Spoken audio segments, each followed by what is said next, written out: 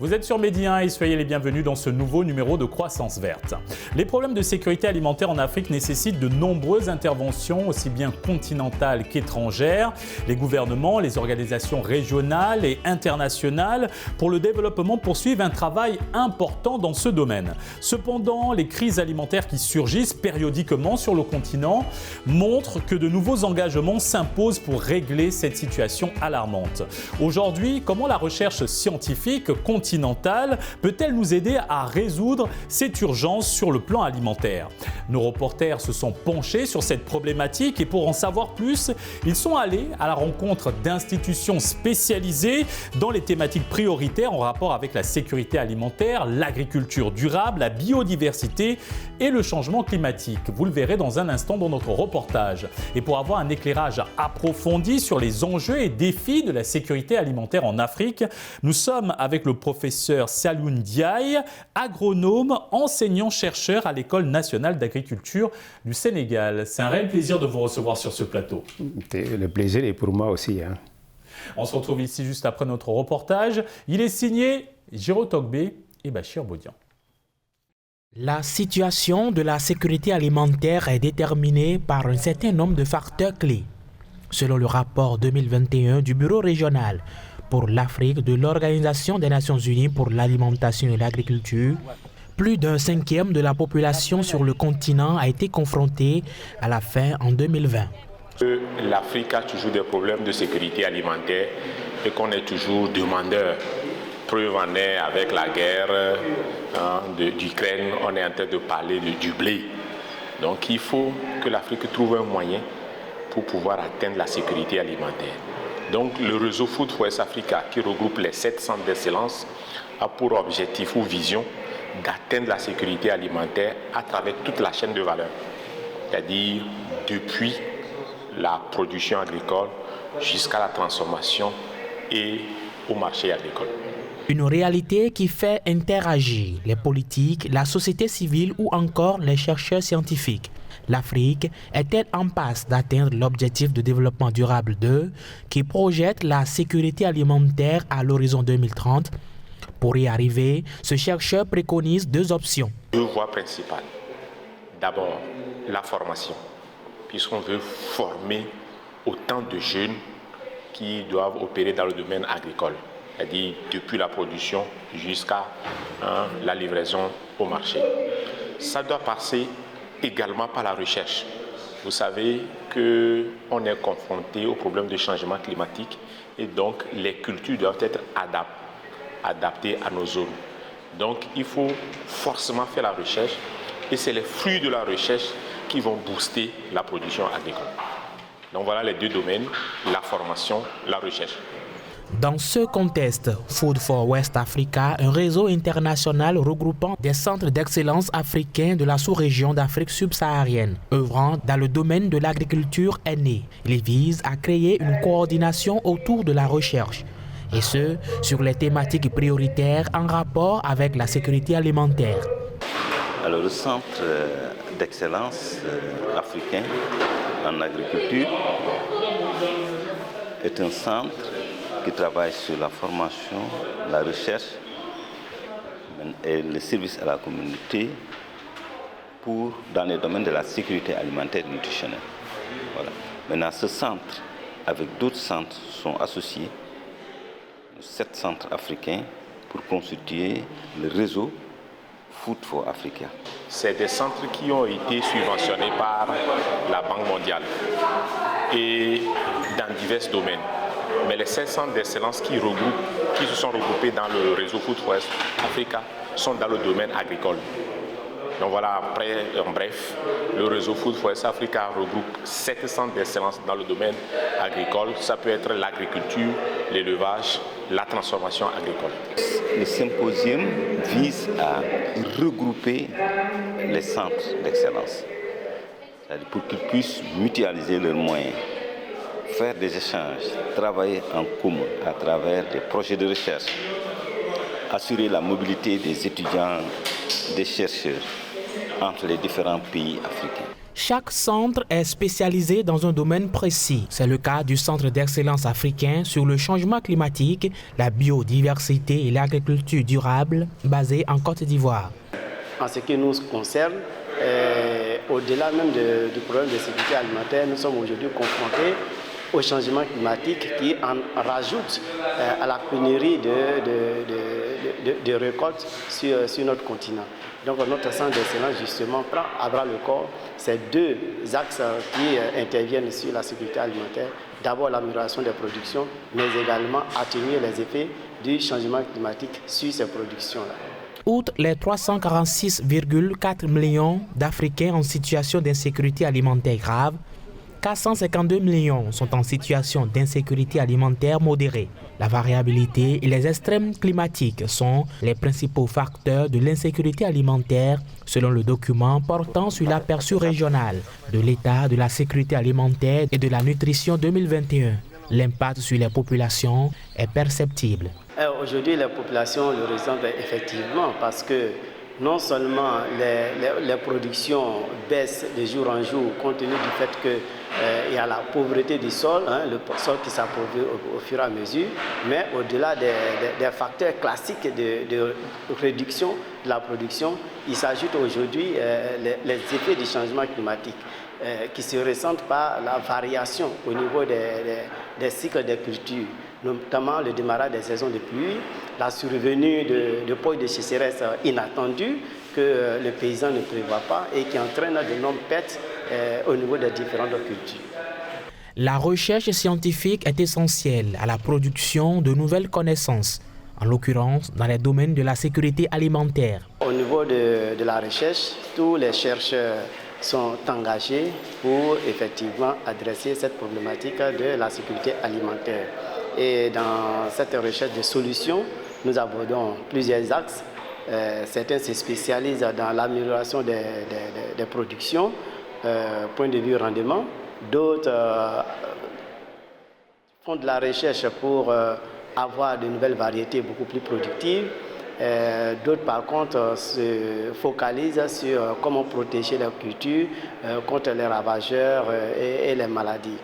Bref, pour dire que la problématique de la sécurité alimentaire est une problématique très large qui peut être abordée sur plusieurs angles. C'est l'augmentation de la productivité.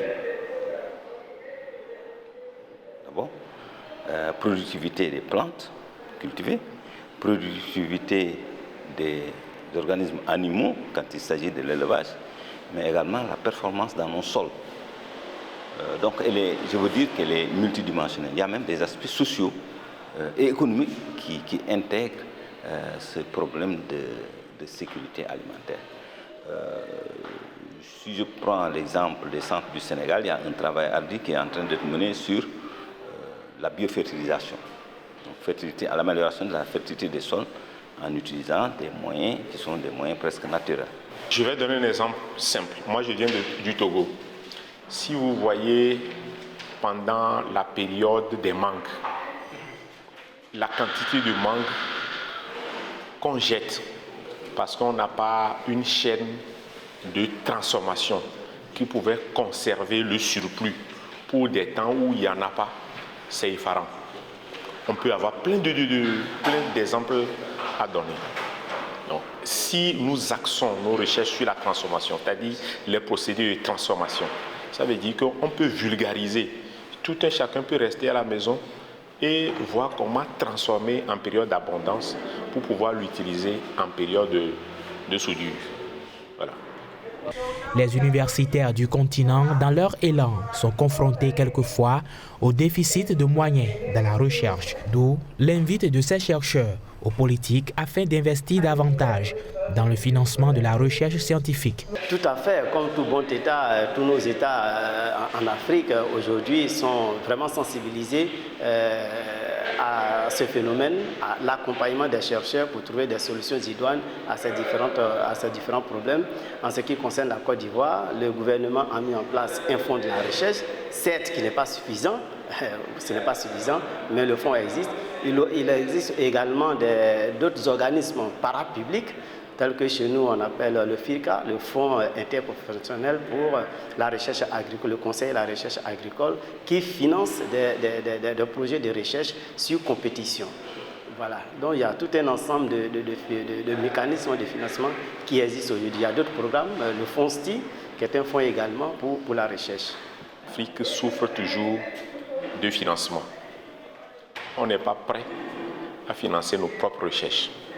Le jour où l'Afrique décidera de financer ses propres recherches, de mettre en application les recherches, vous verrez qu'on va résoudre plein de problèmes, pas seulement dans le domaine agricole, plein de problèmes qui sont posés à nos sociétés. Présent au symposium du réseau Food for West Africa, le Conseil ouest et centre-africain pour la recherche et le développement agricole CORAF a pour mission de parvenir à la réduction durable de la pauvreté et de l'insécurité alimentaire en Afrique de l'Ouest et du Centre. Et il y a une structure définie par CORAF. On a ce qu'on appelle les centres nationaux de spécialisation et les centres régionaux d'excellence. Et avec l'appui de la Banque mondiale, on avait amélioré ces centres au terme des infrastructures. Les infrastructures étaient bien aménagées. Il y avait des équipements qu'on avait achetés et installés. Et les personnels aussi étaient formés. Ça nous permet de faire les échanges des scientifiques. Il y a les chercheurs qui quittent d'un pays pour venir à l'autre. Par exemple, ici à Dakar, c'est un centre excellent pour les céréales. Et les différents chercheurs dans d'autres pays, dans la sous-région, qui sont intéressés pour développer les céréales, vont venir ici à Dakar. Et où les étudiants qu'on a qui travaillent dans les thèmes des céréales viennent ici à Dakar pour la formation. En perturbant les activités économiques et les moyens d'existence, la pandémie de Covid-19 a entraîné un fléchissement économique spectaculaire en Afrique et a contribué à l'aggravement de la situation de sécurité alimentaire. Aujourd'hui, où la situation sanitaire est plus ou moins calme en Afrique, les institutions internationales, les États et même la société civile travaillent d'arrache-pied à éliminer la faim, assurer la sécurité alimentaire, améliorer la nutrition et promouvoir l'agriculture durable, tel que stipulé par l'Objectif de développement durable 2 des Nations Unies.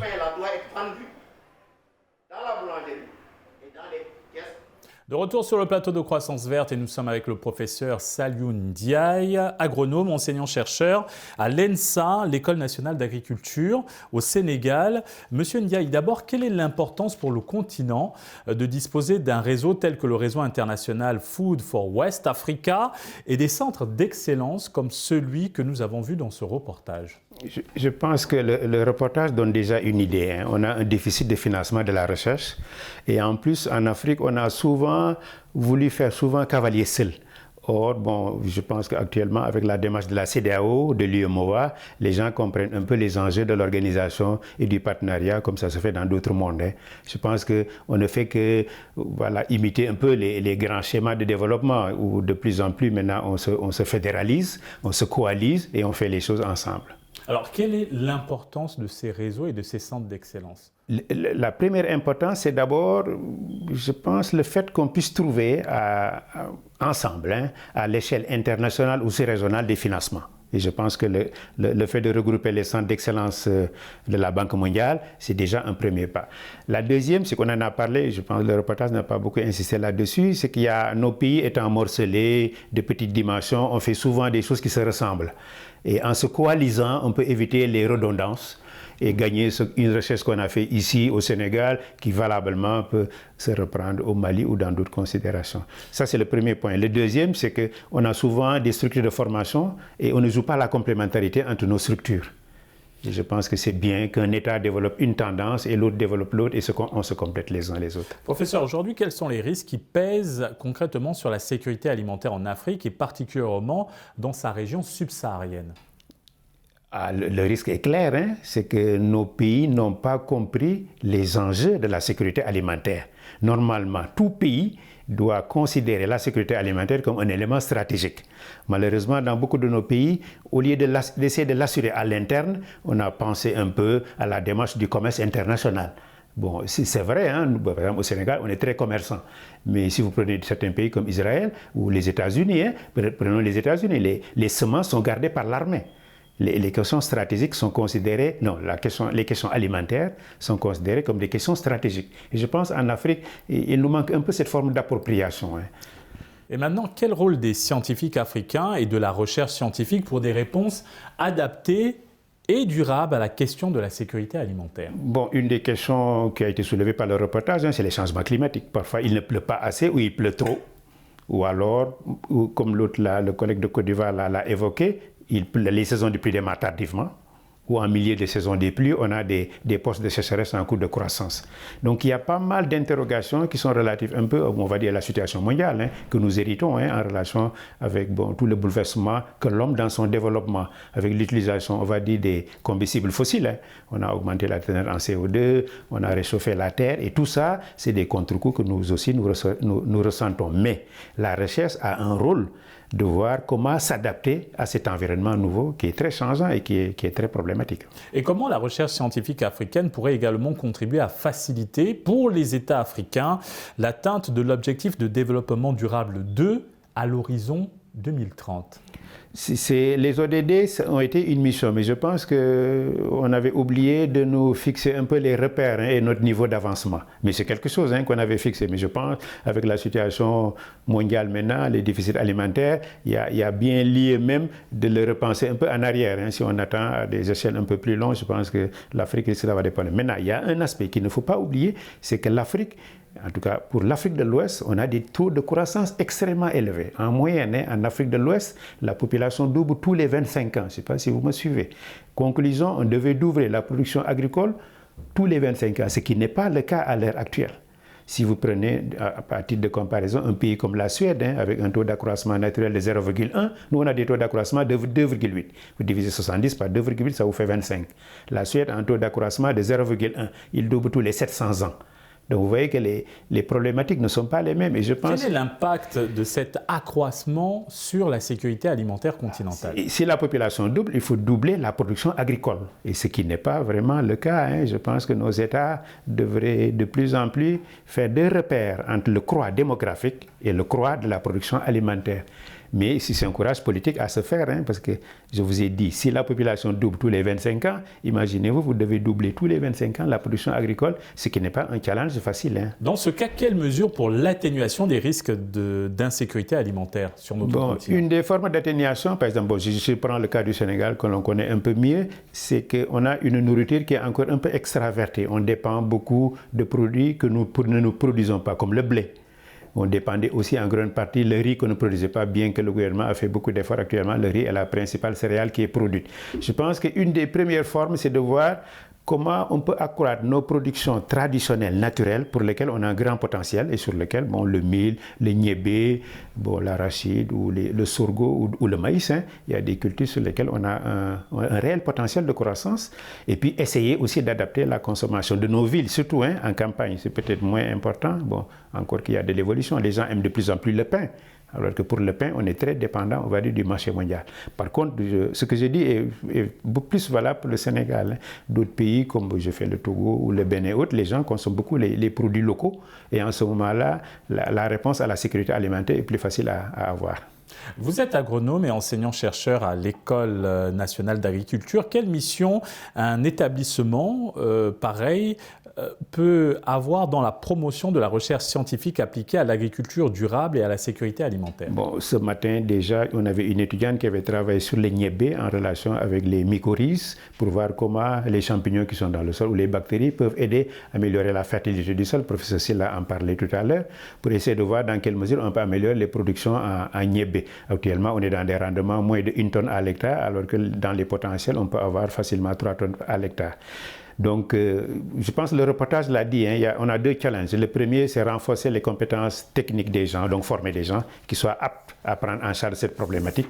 Et puis, il y a un deuxième aspect dont on a parlé aussi au début de l'émission, c'est comment collaborer entre nous pour être complémentaires les uns les autres, pouvoir trouver des fonds et aider globalement à répondre à ces questions. Maintenant, évidemment, il y a un aspect qu'on n'a pas abordé ici qui est très important, c'est les marchés sous-régionaux et les marchés régionaux. Hein. On peut bien comprendre que les pays soient complémentaires les uns les autres en fonction des potentialités qu'ils peuvent avoir. Nous, par exemple, au Sénégal, on est très poisson transformation. Je sais qu'il y a une complémentarité avec le Burkina Faso pour les poissons séchés ou fumés.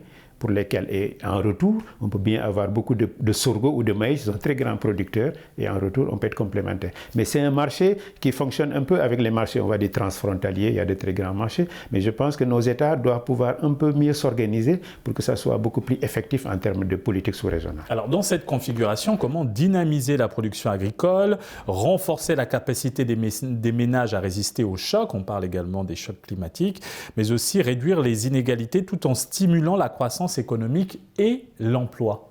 Les ménages, on avait parlé un peu pour l'adaptation, hein, le reportage l'évoque, il faudrait qu'on trouve de plus en plus de variétés qui soient tolérantes ou qui soient résistantes à la sécheresse, ou des variétés à cycle plus court, parce que comme de plus en plus les saisons des pluies se raccourcissent. Ça, c'est un aspect de la recherche. Donc, tout ce qui est adaptation de nos cultures dans le nouveau contexte que nous avons décrit. Maintenant, il y a un autre aspect aussi qui est quand même assez important, c'est que nos États doivent organiser un peu plus les marchés pour que nos marchés soient moins spéculatifs et que nos petits paysans là, qui produisent pas de très grandes quantités puissent avoir assez de valeur ajoutée dans le revenu. Bon, malheureusement, dans nos pays, il y a encore beaucoup d'intermédiaires qui vivent au dos des populations et qui se font beaucoup plus de revenus complémentaires que le paysan lui-même qui a produit. C'est ce qu'on appelle, ce que le reportage a évoqué avec vous, c'est la notion des chaînes de valeur. Donc, dans une chaîne de valeur sur l'oignon, le producteur peut-être va gagner 15 francs, mais si on prend les différentes filières des commerçants à différentes échelles, eux, ils vont gagner 35 à 40%. Donc, vous voyez un peu le manque à gagner. Maintenant, est-ce que nos paysans sont assez forts pour pouvoir s'organiser par eux-mêmes? Ce n'est pas toujours évident. Et je pense que nos États doivent jouer encore ce rôle de facilitateur pour leur permettre. Sinon, bon, malheureusement, en Afrique, c'est toujours les grands intérêts privés aussi qui risquent de proliférer au détriment de nos populations locales. Professeur, comment intensifier et améliorer la recherche agricole, la diffusion et surtout l'adoption de nouvelles technologies dans le domaine agroalimentaire sur le continent? Bon, on en a parlé. Il faut d'abord faire des diagnostics réels de qu'est-ce qu'on a besoin. Est-ce qu'on a plus besoin d'améliorer la fertilité des sols? On a plus besoin de trouver de nouvelles variétés de semences adaptées au changement climatique? Est-ce qu'on a plus besoin de magasins de stockage? Par exemple, pour l'oignon, on a un gros problème. On a énormément de production, mais on n'a pas de stockage. 3 mois après ou 2 mois après, on est en déficit. Ou est-ce qu'il faut organiser, comme je l'ai dit tout à l'heure, les marchés sous-régionaux en jouant sur la complémentarité des pays les autres. Maintenant, il faut qu'on soit très clair. L'agro est très compliqué. Ce n'est pas seulement des questions techniques. Ce ne sont pas seulement des questions financières. Il y a beaucoup de questions en relation avec l'homme et les schémas d'organisation, les schémas de marché. C'est ça qui fait qu'on a beau le dire comme ça, mais la mise en œuvre va demander, on va dire, toute une implication des différents acteurs. Mais l'État a quand même un grand rôle, c'est à lui de fédérer et de servir de facilitateur. Professeur, quelle est l'importance des systèmes intégrés de production et des fermes agroécologiques dans la résilience alimentaire continentale? Bon, évidemment, ça c'est toujours des très gros mots que les Occidentaux nous ont sortis, mais nous, on peut dire que déjà en Afrique, on n'avait pas assez de moyens pour utiliser beaucoup d'engrais, pas assez de moyens pour utiliser beaucoup de pesticides. Donc on était presque dans une agriculture traditionnelle, bon, on va dire par nécessité, parce que bon, nos paysans n'avaient pas les moyens. Je veux dire, nos paysans ne sont pas, ou nos producteurs ne sont pas très difficiles à ramener dans ces schémas de production naturelle. Donc respectueux de l'environnement, utilisant très peu de pesticides, utilisant très peu d'engrais chimiques. Maintenant, évidemment, comme je vous l'ai dit, on ne sait pas réellement comment s'y prendre. Parce que toute la difficulté, c'est que nos paysans ne sont pas toujours bien organisés. On n'a pas assez de coopératives, on n'a pas assez de structures qui les regroupent. Et c'est là où j'ai dit vraiment l'État a un énorme rôle. Maintenant, en plus, et nous, les centres d'excellence ont commencé à travailler sur ces questions, on peut bien les accompagner en faisant des renforcements de compétences sur ces questions innovantes. Ou alors, regarder une zone qui a développé une technologie, le partager avec une autre zone qui a développé une autre technologie. C'est-à-dire que les technologies peuvent être complémentaires parce que c'est des situations que les populations locales ont créées, mais qui sont respectueuses de l'environnement et adaptées dans leur contexte. Et quel rôle maintenant occupent les groupements de femmes et autres associations de cultivateurs dans cette volonté de souveraineté alimentaire des États africains? Vous revenez à la question de base. En Afrique, on se pose toujours la question, si on doit faire le développement agricole, quelle doit être la cible? C'est les ménages? Est-ce que c'est les hommes? Est-ce que c'est les groupements des femmes? Bon, évidemment, historiquement et par les expériences récentes, on se rend compte que les femmes jouent un rôle extrêmement important. Je donne un exemple simple. En Afrique, quand l'homme a fini de produire et qu'il a mis son grenier dans la maison, il ne s'en occupe plus. C'est la femme qui gère tout le reste. Je pense que la cible des femmes elle est extrêmement importante, surtout pour des questions d'amélioration nutritionnelle. Pour l'instant, depuis le début de l'émission, on ne parle que de l'alimentation en termes de quantité. mais il y a aussi les éléments de qualité qu'il faudrait voir, la couverture des besoins en vitamines, la couverture des besoins en minéraux. Je pense que tous ces éléments-là, les femmes parfois sont beaucoup plus sensibles. Et puis, bon, il y a aussi un aspect qu'on n'a pas beaucoup évoqué sur l'alimentation, c'est tout ce qui est groupe vulnérable, groupe sensible, les enfants, les personnes âgées. Bon, l'Afrique est un peu plus délicate sur ces questions parce qu'il y a pas mal de tabous alimentaires qu'il faudrait quand même lever et qu'on s'occupe beaucoup plus de ces groupes vulnérables. Merci, professeur Saliou Ndiaye, pour cet éclairage. Nous rappelons que vous êtes agronome et enseignant-chercheur à l'École nationale d'agriculture du Sénégal. Je vous remercie aussi. Et merci à vous d'avoir suivi cette émission. Très bonne suite des programmes sur Média.